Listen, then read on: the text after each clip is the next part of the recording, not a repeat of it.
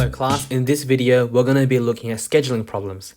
The learning intention of this video is for us to learn how activities in a project are planned and scheduled so that we can minimize costs and time, and for us to learn how to carry a forward and a backward scan in an activity network so that we can identify what is the critical path.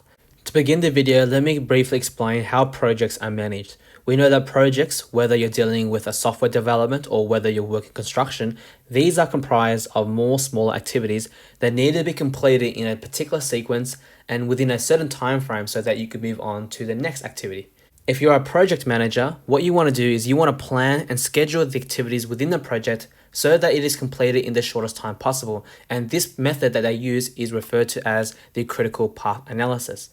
By performing the critical path analysis, the project manager is therefore able to find out what is the time taken for the overall project to be completed, and for them to also identify what are the most important or critical tasks within the project. By identifying what are the most critical activities within a project, they can therefore prioritize and begin those activities immediately so that it doesn't delay the overall completion time. In order for us to perform a critical path analysis, there are a few things that we need to go over beforehand. So one of them being is a weighted precedence table.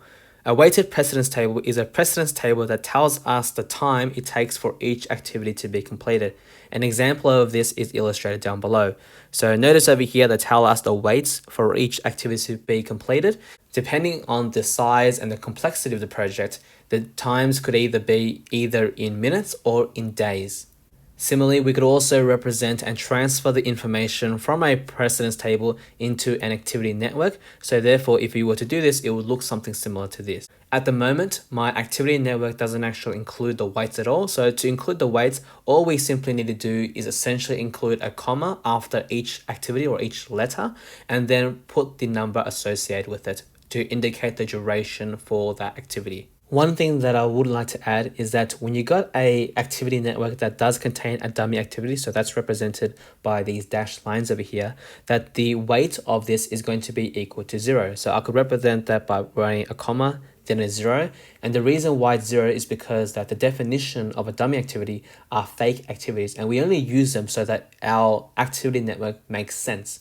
Let's now talk about how do we perform a critical path analysis. So in order for us to perform a critical path analysis, what you want to do first is you want to find out what is the EST or the earliest starting time of each activity. And in doing so, it allows us to find out what is the minimum completion time of the overall project. The second step is for us to find out what is the latest starting time for each activity. And after this step, what we can do is that we could identify what is the critical path. In other words, what are the critical activities in the overall project that needs to start ASAP so that we don't delay the overall completion time of the project. Now that I've covered the steps that are needed for us to perform a critical path analysis, let's now go through some examples. So before you even start doing this, what you want to do first is you want to draw two boxes for each vertices, and it will look something similar to this, because what you need to do is you need to state what is the earliest starting time and what is the latest starting time for each activity. If you look at the example on the right hand side, notice that for every single vertex, it contains one set of these two boxes on top or below it. However, the starting vertex is the only vertex in the activity network that will have multiple sets of boxes, okay? So if you've got two edges that branch out from the starting vertex, then you're going to need to have two sets of boxes like I've drawn over here. If you had three activities branching out from it, then you would also need to have three. But as you can see, every other vertex will only have one set of boxes. Now that I've drawn boxes on my activity network, we can now start with step 1. So step 1 wants us to find out what is the earliest starting time for each activity, and we can do this by performing a forward scan. So as the name implies, all we need to do is move from left to right in the activity network to identify what is the earliest starting time. There are a few things that I would like to discuss. Firstly, the earliest starting time for any activity that has no predecessors is going to equal to 0. If you're trying to find out what is the earliest starting time for any other activity other than the starting vertex, it's going to be the earliest starting time of its predecessor plus the duration of the predecessor. If an activity has more than one predecessor, then the earliest starting time is going to be the largest of the alternatives. This won't make sense now, but if we go through this example, it will make sense. And finally, the earliest starting time of the final vertex will tell us what is the minimum completion time of the overall project. So when we're labeling our diagram to indicate what is the earliest starting time, what we do is we put that number in the first box of each activity. So if you look at activities A as well as activities B, both of these activities have no predecessors, and because they've got no predecessors, the earliest starting time is going to be 0, which means that we can start on activity A and B immediately. After we have completed activities A, we can see that we could do activities C and activities D. To find out what is the earliest starting time for both of these activities, it's just going to be dependent on when you started the activities before that and how long that activity took. So in this case, we know that activity A started at 0 hours, and we also know that activity A took 6 hours for it to be completed. So therefore, the earliest starting time of activities C and D is going to be 0 plus 6, which is going to be 6 hours in this case. Let's start to fill in this cell over here. So in order for me to begin activity E, I need activity B to be completed. So activity B takes 3 hours for it to be completed. So 0 plus 3 is going to be equal to 3 in this case. So I'm going to put 3 in the left box. Moving from left to right, I'm now going to fill in this box over here. So in order for me to start with F, I need to complete C in advance. I know that for activity C, I started after 6 hours and it takes 4 hours for activity C to be completed. So 6 plus 4 is going to be 10. So I can start activity F after 10 hours. For this cell over here, I know that activity D starts after 6 hours and it takes 2 hours for it to be completed. So therefore, I could start activity G after 8 hours. The next thing for me to do is find out what is the earliest starting time of activity H. Since we know that we can start on activity E after 3 hours and activity E takes 4 hours for it to be completed, therefore activity H can start the earliest after 7 hours. And the last thing for us to do is for us to find out what is the earliest starting time for us to complete the overall job. In other words, what is the minimum completion time? So to do this, notice how there are 3 edges that's flowing into the final vertex. So to find out what is the earliest starting time, what I'm going to do is I'm going to examine each of the times it takes for all of these activities to be completed. So for activity F, we know that it started after 10 hours and it takes 5 hours for it to be completed. So therefore, the completion is going to be after 15 hours. Since we started doing activity G after 8 hours and it only takes 1 hour for us to complete the job, therefore, we can complete this activity after 9 hours if you go through this pathway. And finally, activity H, since it starts after 7 hours and only takes 2 hours, therefore we can complete activity H after 9 hours as well. In order for us to find out what is the minimum completion time of the overall project, what we do is we need to select the earliest starting time of the largest value of all these alternatives. So in this case over here, we're going to put 15 here. And it makes sense because that even though we've completed G and H after 9 hours, we still need activity F to be completed. And so therefore, that's why we put 15 here as opposed to 9. Now that I have successfully found out the earliest starting time of all activities, I can see that the minimum completion time is going to be 15 hours in this case. Let's now move on to step 2 of the critical path analysis. So the second step involves us finding out what is the latest starting time, and this can be achieved by performing the backward scan.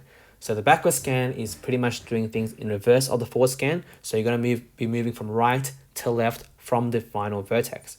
When you're labeling your latest starting time in your activity network, you put that in the second box. There's a couple of things that I wanted to discuss before I go through this example. The first thing is that the latest starting time is going to be equal to the earliest starting time only for the final vertex. If you're trying to find out what is the latest starting time for all the other vertices, what you do is you get what is the latest starting time of the previous activity and then you minus it from the duration. And if the activity diverges into multiple activities, then the longest starting time is going to be the smallest value of the alternatives. So let's go through this example now. So according to the notes, the latest starting time of our final vertex is going to be equal to the earliest starting time. So that's why I'm also going to put 15 over here. Now I'm going to find out the latest starting time for all the other vertices by performing the backward scan. In other words, moving from right to left. So in this case, let's now find out what is the latest starting time of activity F. To find out the latest starting time of activity F, what I do is I'm going to find out what is the latest starting time of the previous activity, and then I'm going to minus it by the duration of activity F. So in this example over here, I'm going to go 15 because that's the latest starting time of the previous activity, minus by 5 in this case because that's the duration of activity F. Therefore, I could start at activity F at the latest time after 10 hours. So in this example over here, notice how both your early starting time as well as your latest starting time of activity F is identical. So that just means that you can't actually delay activity F. You need to start on this activity immediately as soon as activity C has been completed. In contrast, if you were to find out what is the latest starting time of activity G, again, we do that by going 15 minusing it by the duration. So in this case is 1. So therefore, we could start activity G at the latest after 14 hours. And in this example, you can clearly see that because there's a apparent difference between your earliest starting time and the latest starting time, this just means that for activity G, you can actually delay this and you don't have to start on this immediately as soon as activity D has been completed. To find out what is the latest starting time of activity H, again, we're going to go 15 minus by the duration of activity H, which is 2. Therefore, the latest starting time is going to be after 13 hours. Let's now find out what is the latest starting time at this particular point of the project. So in this case over here, you can go through this by 2 routes. You can go through it by that route or this route here. So to do this, what we're going to go is we're going to go to latest starting time. So it's going to be 10 minus by the duration of the activity. So in this case, C has a duration of 4. So therefore, the latest starting time that you can start activity C is going to be after 6 hours. However, you could also go this by going 14 minus by the duration of activity D, which is 2 hours. So therefore, you could start this at the latest at 12 hours. Now, if you look at this particular point over here, if the activity diverges into multiple activities, the latest starting time will be equal to the smallest value. So in this case over here, the smallest or the lowest value is going to be 6. So as a result, that's why I'm going to put 6 in that particular cell over here.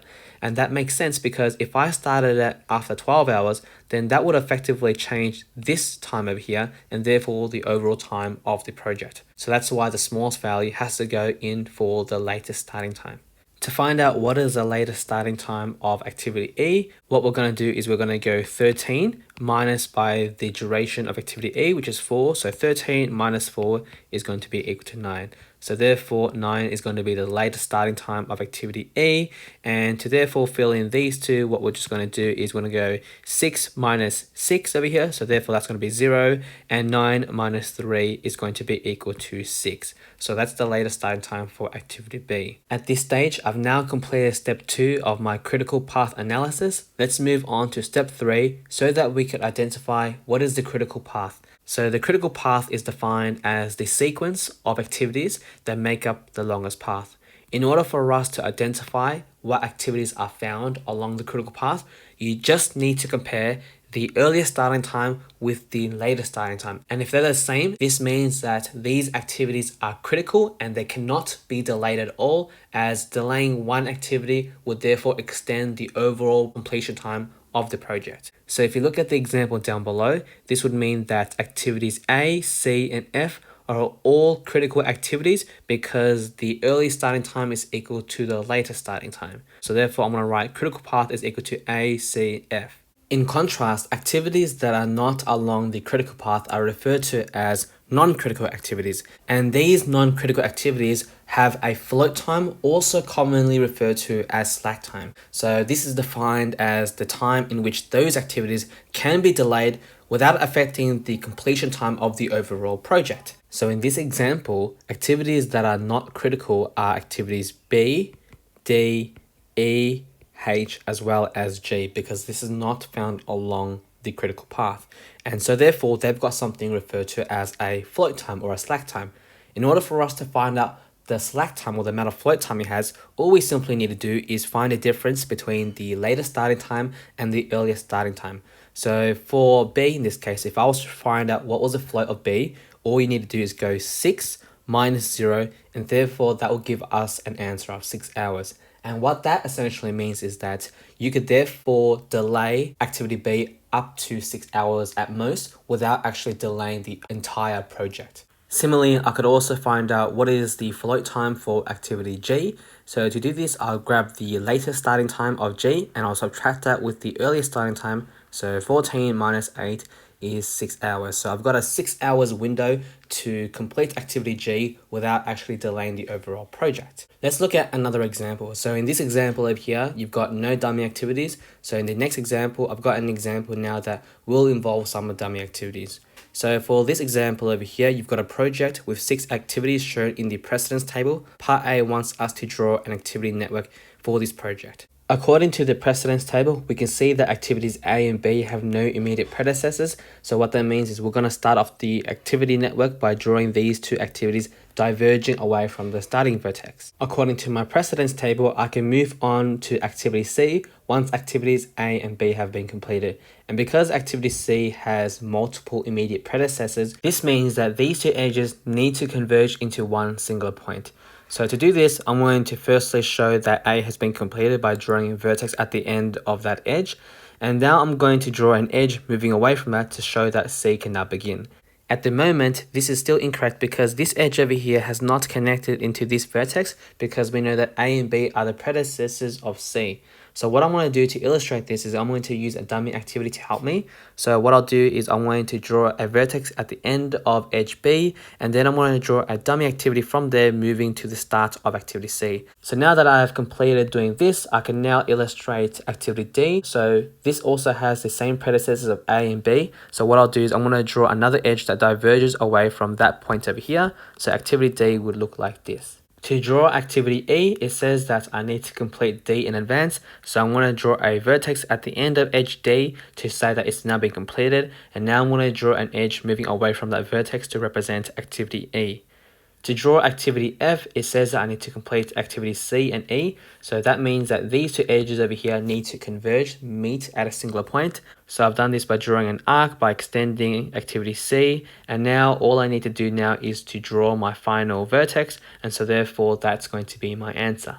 Please note that you shouldn't really be using any curved lines at all for your activity network diagrams. So what I'm going to do is I'm going to redraw this using straight lines instead. So therefore this is my answer for part A. For part B, it wants me to find out what is the earliest and latest starting time for each activity. So I'm going to do this on the next slide here where it's much more larger. So what we should do is we should firstly draw boxes on top of each vertex. After I've done that, then I'm going to identify what is the earliest starting time by performing a forward scan. So this just means move from left to right to find out what is the earliest starting time.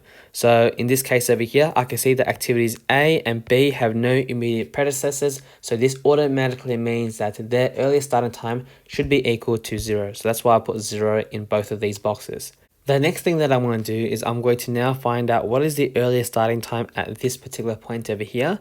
So to do that, remember, it's just going to be the earliest starting time of the predecessor plus the duration of the activity. So therefore, 0 plus 9 is going to be equal to 9. So I'm going to put 9 over here. To find out what is the earliest starting time at this particular point, notice that there are two paths that connect or converge into that vertex. So one of the ways you could do this is by going 0 plus 6 is equal to 6. Alternatively, you could also do this by going 9 plus 0 because the weight of a dummy is equal to 0 and therefore it's going to be 9. So when you're dealing with early starting time, you always want to choose the one with the largest value out of the two alternatives. So in this case, I'm going to put 9 here.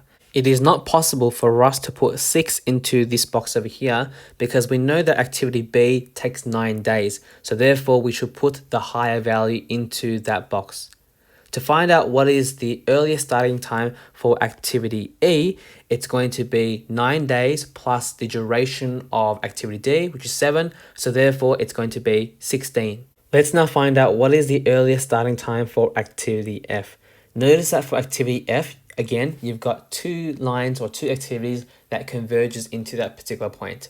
So therefore, let's find out what is the earliest starting time for each route. So let's deal with this route over here. So the way that I will do that is I'll go 9 plus the duration of activity C, so therefore 8, and that equals to 17. Alternatively, you could also go by going 16 plus the duration of activity E, which is 10. And if you add those two, that equals to 26. I just want to remind you guys that when you're dealing with early starting time, you always want to choose the larger value between those options. So therefore, I want to put 26 into this box over here. And lastly, for the final vertex, it's going to be 26 plus 12, which is going to be equal to 38. Now that I found out what is the earliest starting time for all my vertices, let's now conduct a backward scan to find out what is the latest starting time. So if you recall from the notes, remember that the latest starting time for the final vertex is going to be equal to the earliest starting time, which is why I'm going to put 38 over here as well. Now moving from right to left, let's now find out what is the latest starting time for activity F. To do this, what you need to do is you need to take away the latest starting time of the previous vertex with the duration of the activity. So therefore, 38 minus 12 is going to be equal to 26. So therefore, that's the latest starting time of activity F. I'm now going to find out what is the latest starting time of activity E. So to do that, it's going to be 26 minus 10, and therefore that's going to give me an answer of 16. The next thing to do is to find out what is the latest starting time at this particular point over here. So in this case over here, there are two ways I can go about it. I could either go 26 minus 8, and therefore that's going to give me an answer of 18. Or alternatively, I could go 16 minus 7. And if you do that, that's going to be equal to 9. Now, when you're dealing with latest starting time and you've got different options, what you want to do is you want to choose the smallest value. So in this case over here, I'm going to choose 9 over here. To find out what is the latest starting time for this particular box over here, it's going to be 9 minus 0, which is a dummy, which is again going to be equal to 9.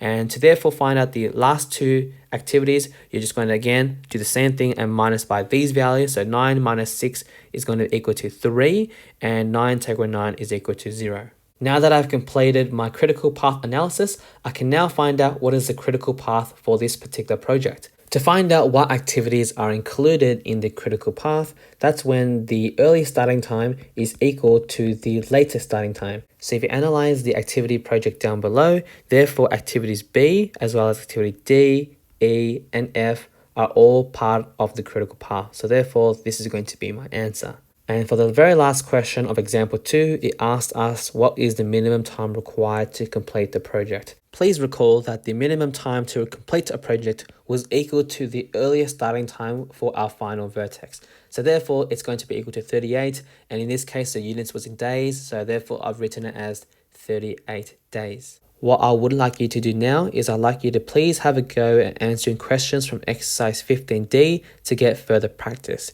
This is the end of the video. Thank you guys for watching, and I'll see you guys again in the next one. Bye.